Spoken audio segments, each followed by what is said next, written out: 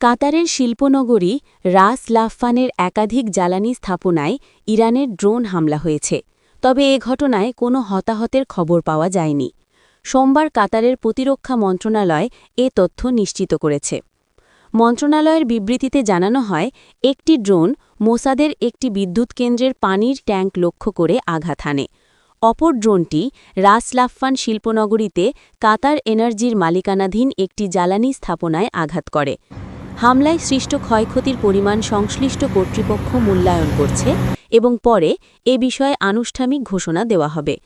হামলার প্রভাবে বিশ্বের শীর্ষ প্রাকৃতিক গ্যাস উৎপাদনকারী প্রতিষ্ঠান কাতার এনার্জি সাময়িকভাবে এলএনজি উৎপাদন বন্ধের ঘোষণা দিয়েছে।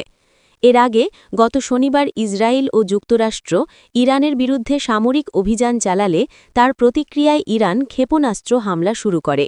ইরান ইতোমধ্যে ইসরায়েল ও যুক্তরাষ্ট্রের আঞ্চলিক ঘাঁটিগুলোর বিরুদ্ধে ড্রোন ও ক্ষেপণাস্ত্র হামলার ১০টি ধাপ সম্পন্ন করেছে।